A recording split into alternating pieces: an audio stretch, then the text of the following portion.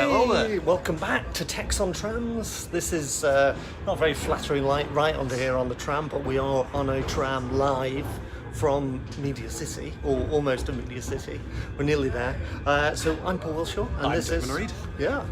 And we are talking about future technology and how that interacts. So Damon, you're our specialist in VR, and can you tell us a bit about how science communication and VR are quite cool and they work together?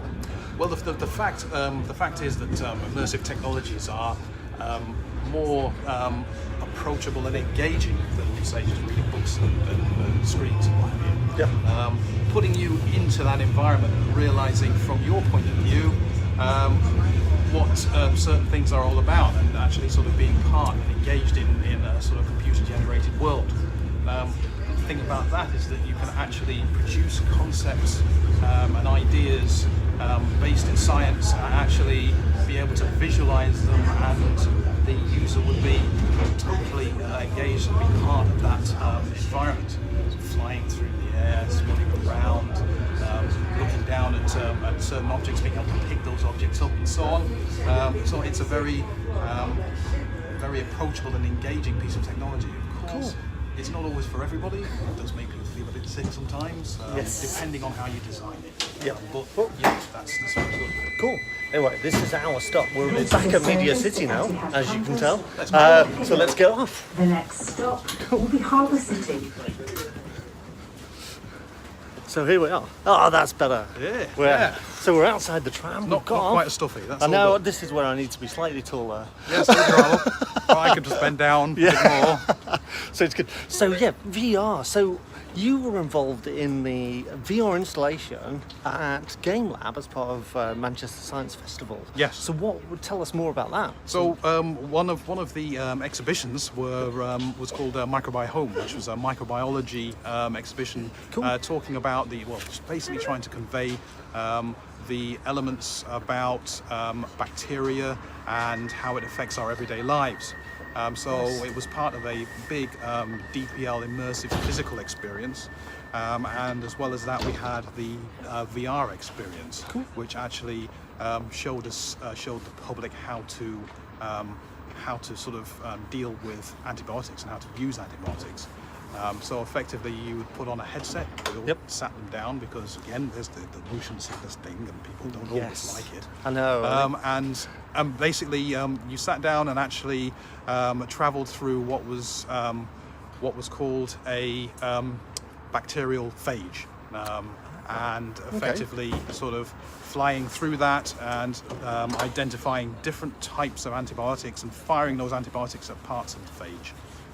And eventually using the right ones to actually cure the particular ill that you had with bacteria. And Nice. it was extremely engaging, and quite a lot of people of all ages were able to use it. Again, I mean, it wasn't like bulky in any way or sense. You just basically put a headset on with the phones, or we were using the Samsung Gear technology, and it was extremely enjoyable by most people who hadn't even heard or used VR before. Cool. So it was very good. So yeah, when I think of VR, I think computer games and roller coaster experiences, which are kind of like so it makes you feel like you're actually in a roller coaster. In fact, there is a roller coaster in Alton Towers that uses virtual reality. Which is cool. Which is made by my friends in MAPME. Hey, Oh, right. Nice. nice little plug.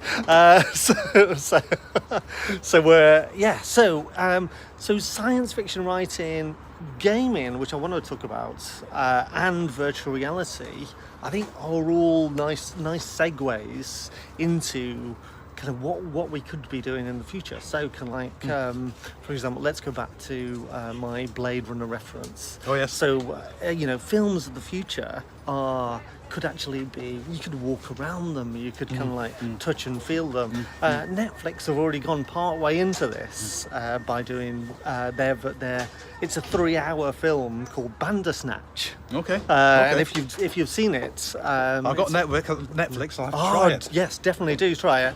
And there are multiple endings, and you choose the story as you go on. And the first option is Okay. So it's very much like those old novels that you used to read as a child, where you kind of like went to pages and kind of like, if you made this decision, turn to page 54. If you made this one 48, things like that. Dungeons and Dragons. More, yes, very like Dungeons and Dragons. So you imagine like a film version of Dungeons and Dragons, which is really cool. Without shaking the dice. Without shaking the dice, and you can. Well, next version might have dice, and it was nice. They kind of did. It was set in 1984, and it was about a ZX Spectrum games, which was cool, and I could relate to that. And then you chose your path based on your kind of actions, and kind of like the first one straight up is what cereal do you want?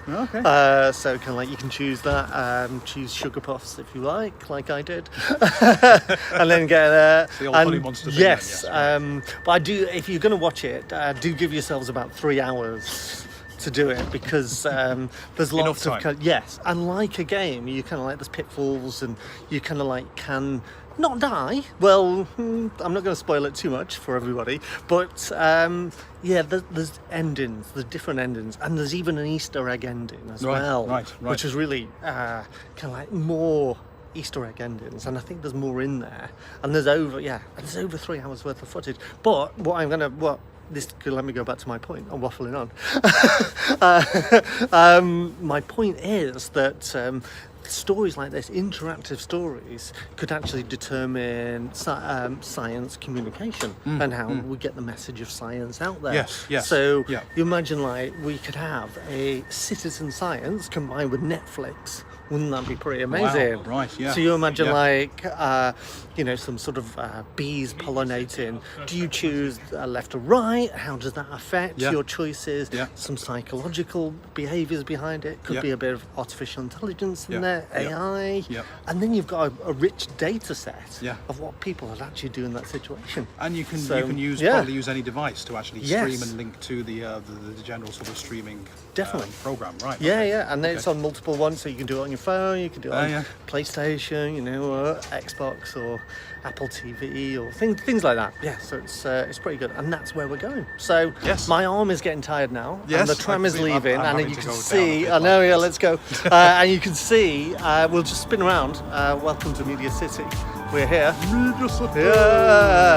Woo! There goes the tram, and there we go. And that's it. So from myself, Paul Walshaw, and me, Damon Reed. That's it. Text on Trams. Thank you very much for Thank you. watching. Bye now.